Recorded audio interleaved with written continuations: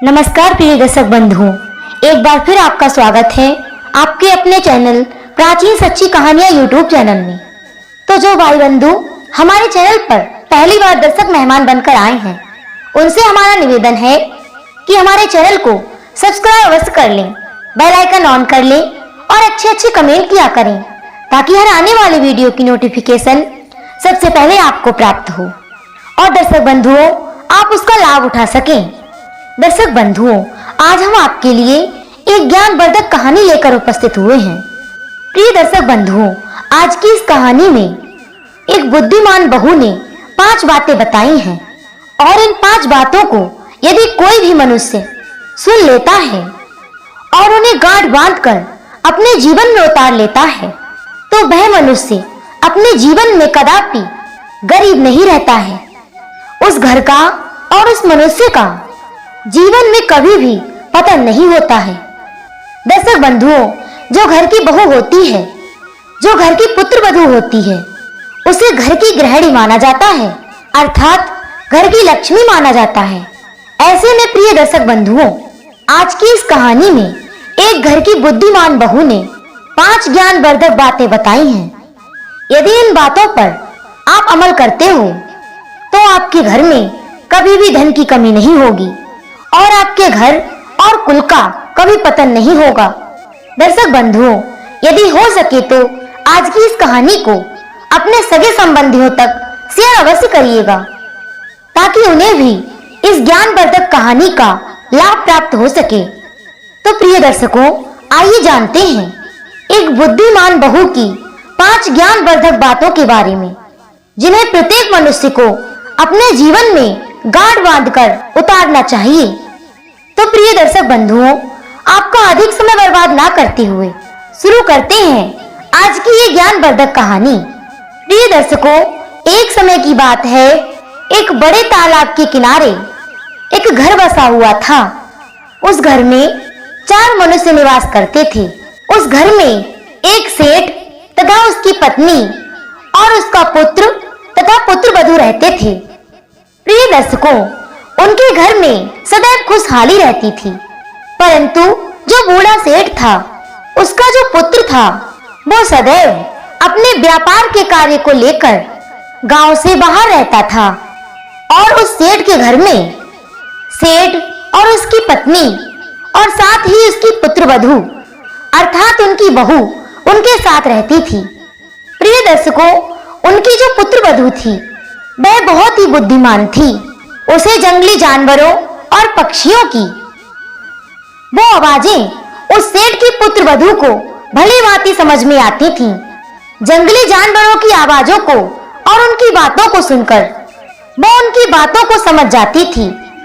तो प्रिय दर्शकों, एक दिन की बात है, रात्रि का समय था और रात्रि के समय में सेठ अपने घर के दरवाजे के निकट ही सोया हुआ था और उसी समय रात्रि के 12 बज रहे थे तो घर के बाहर से एक सियार के बोलने की आवाज आती है और जैसे ही सियार के बोलने की आवाज आती है तो सेठ की जो पुत्रवधू थी उसे जानवरों की आवाज भली भांति समझ में आती थी।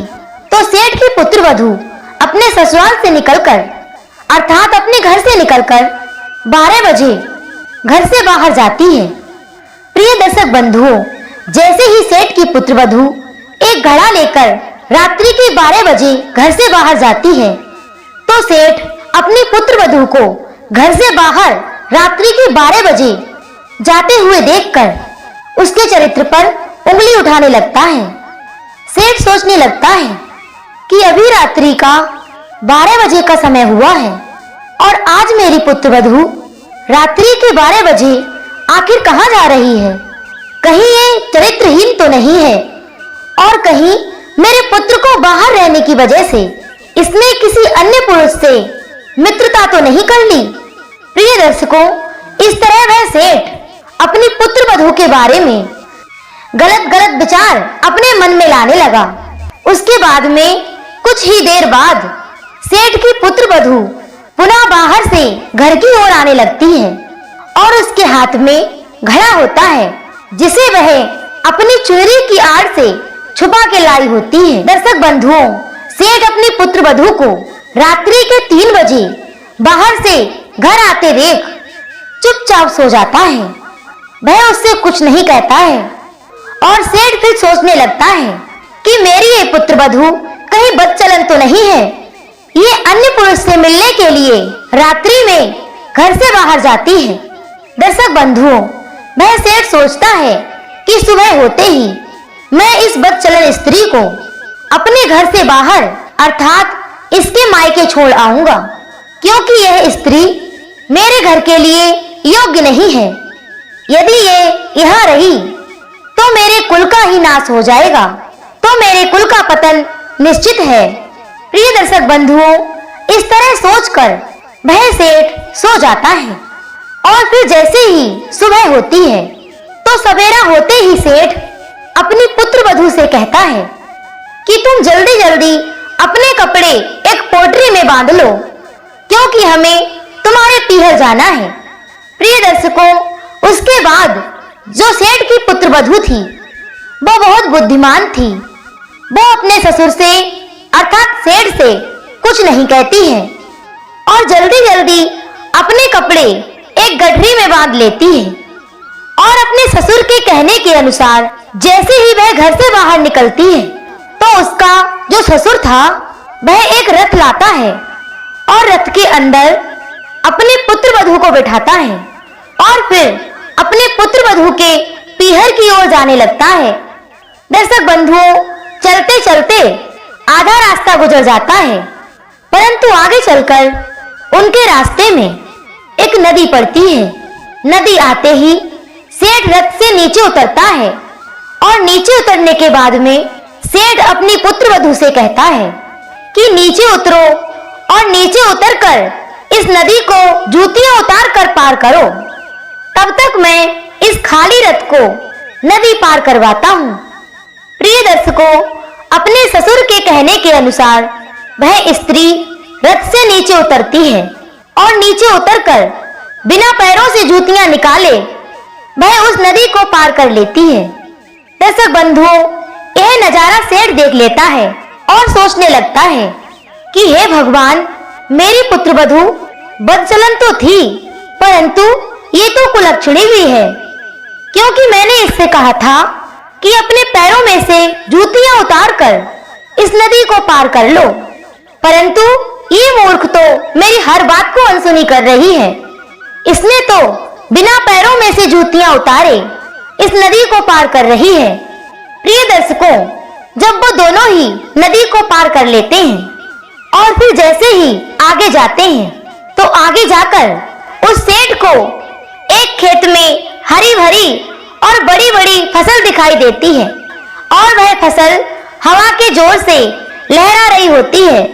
उस फसल को देखकर सेठ कहने लगता है कि अरे वाह, कितनी सुंदर फसल है और इसके कितने अच्छे तने हैं। लगता है कि इस खेत वाले को अब की बार अच्छा मुनाफा होगा। दर्शक बंधुओं, यह कहकर सेठ रुक जाता है और उसके थोड़ी देर बाद सेठ की पुत्र वधू अपने ससुर की इस बात को सुनकर कहती है कि मुनाफा तो तब होगा जब ये फसल इसी तरह पूरे महीने खड़ी रहेगी। दर्शक बंधुओं, जैसे ही वह सेठ अपने पुत्र वधू के मुंह से इस बात को सुनता है तो वह सोचने लगता है कि देखो कितनी कुलक्षणी है कि मेरी प्रत्येक बात का उल्टा जवाब दे रही है। और दर्शक बंधुओं, वे वहां से आगे बढ़ जाते हैं और आगे चलकर उन्हें एक नगर से होकर निकलना होता है। जैसे ही सेठ और उसकी पुत्र वधू रथ के द्वारा नगर के बीच से गुजर रहे होते हैं तो सेठ कहता है कि अरे वाह, कितना सुंदर नगर है और इस नगर में रहने वाले लोग भी कितने सुंदर सुंदर हैं और कितने सुंदर सुंदर वस्त्र पहने हुए हैं। दर्शक बंधुओं, सेठ की इस बात को सुनकर सेठ की पुत्र वधू कहती है कि यह नगर सुंदर तो है, यदि यह उजड़े ना तो।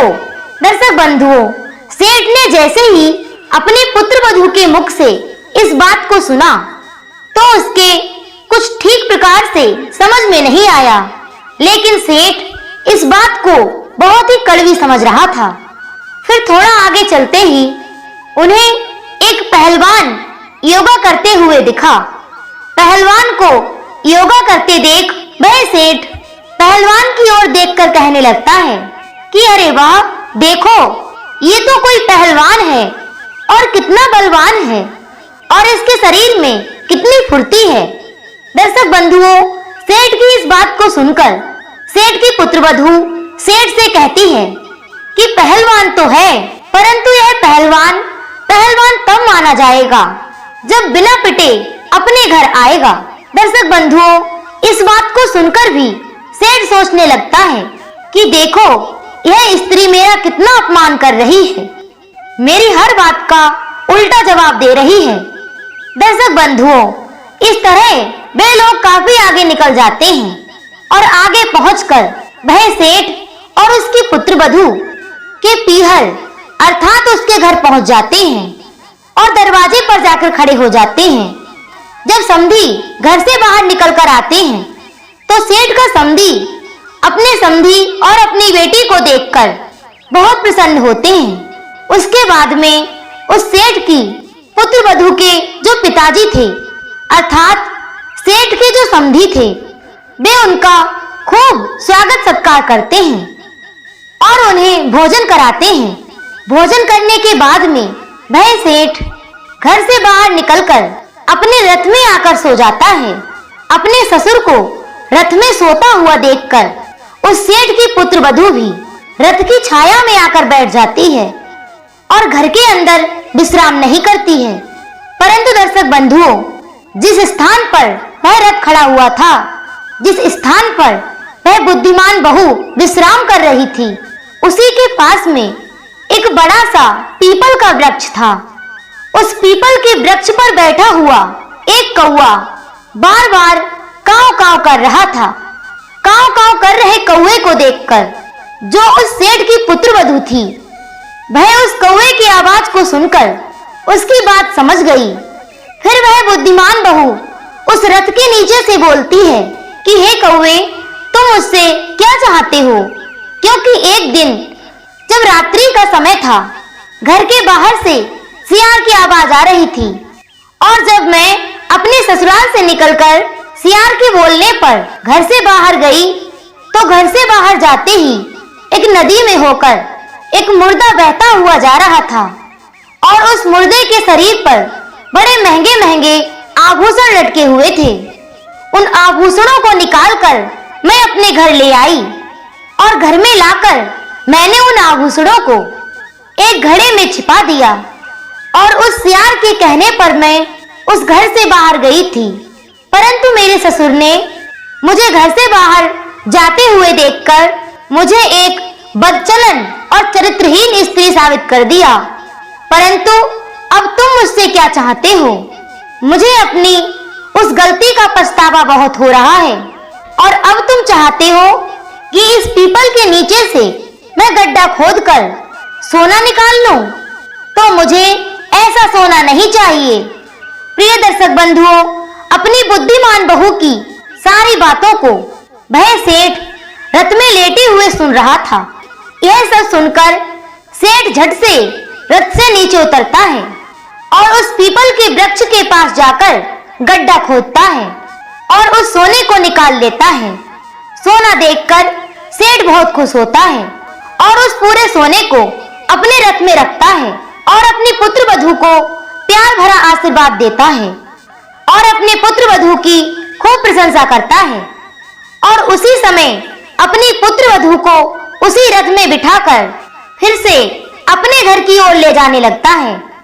प्रिय दर्शक बंधुओं, उसके बाद सेठ अपनी पुत्रवधू से बहुत खुश था और वह अपनी पुत्रवधू से कहता है कि हे पुत्री, मैं तुमसे बहुत प्रसन्न हूँ और मैं तुम्हारी इस समझदारी की प्रशंसा भी करता हूँ, परंतु मैं तुमसे कुछ पूछना चाहता हूँ और उसका तुम सही सही जवाब देना।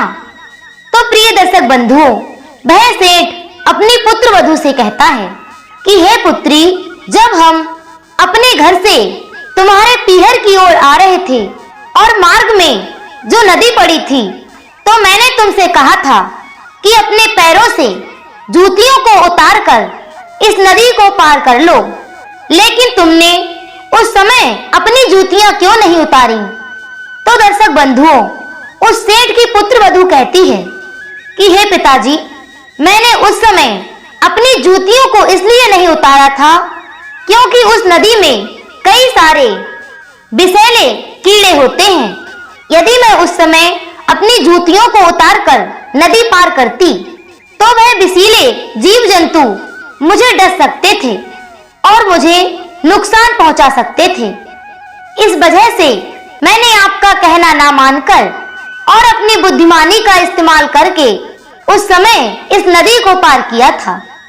दर्शक बंधुओं, अपने पुत्र वधू के मुख से इस बात को सुनकर सेठ बहुत प्रसन्न हुआ और सेठ सोचने लगा कि अरे वाह, मैं तो अपनी पुत्र वधू को बदचलन और चरित्रहीन समझ रहा था और मूर्ख समझ रहा था, परंतु मेरी पुत्र वधू तो बहुत बुद्धिमान है।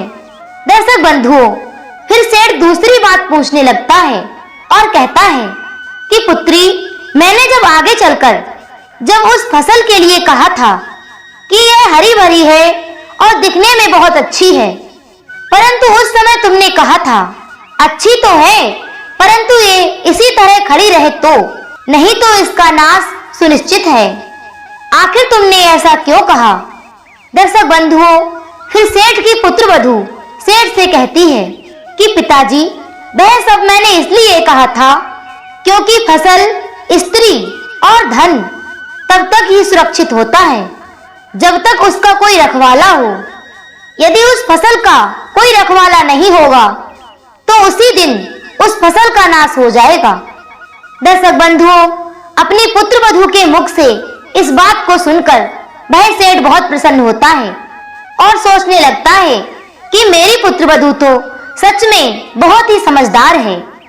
प्रिय दर्शकों, फिर सेठ अपनी पुत्र वधू से तीसरा सवाल करने लगता है और कहता है कि हे पुत्री, जब मैंने तुमसे कहा था कि यह नगर बहुत सुंदर है और यहाँ के लोग बहुत अच्छे हैं और सुंदर वस्त्र भी पहने हुए हैं, तो तुमने मुझसे ये क्यों कहा था कि यह नगर तब तक ही सुंदर है जब तक यह नगर उजड़े नहीं? तो तुमने ऐसा क्यों कहा था? तो दर्शक बंधुओं, वह सेठ की पुत्र वधू कहती है कि हे पिताजी, मैंने ये इसलिए कहा था क्योंकि जब हम उस नगर में गए थे, उस नगर में हमने प्रवेश किया था, तो किसी ने हमसे पानी के लिए भी नहीं पूछा था, किसी ने हमसे राम राम भी नहीं की, और इसीलिए ही मैंने आपसे ये कहा था कि यह नगर उजड़े नहीं तब तो सुंदर है। क्योंकि जब किसी भी नगर में दूसरे नगर का कोई भी मनुष्य नया होता है, अर्थात जब वह प्रवेश करता है, तो उस नगर वालों का यह धर्म है कि उनके नगर में आए मेहमान का स्वागत करना, परंतु उस नगर वालों ने पानी तक के लिए भी नहीं पूछा। और जिस नगर में संस्कार नहीं होते, उस नगर में प्रेम भी नहीं होता है, और जिस नगर में प्रेम नहीं होता है, उस नगर का उजड़ना तो तय है। प्रिय दर्शक बंधुओं, फिर वह सेठ अपनी पुत्र वधू के मुख से इस सवाल का जवाब मिलने के बाद बहुत प्रसन्न होता है और अपना चौथा सवाल पूछता है और कहता है कि हे पुत्री, जब मैंने उस पहलवान को देखकर कहा था कि पहलवान बहुत बलवान प्रतीत होता है, तो तुमने उस समय ये क्यों कहा था कि पहलवान तो है परंतु यदि पिटकर ना आए तो?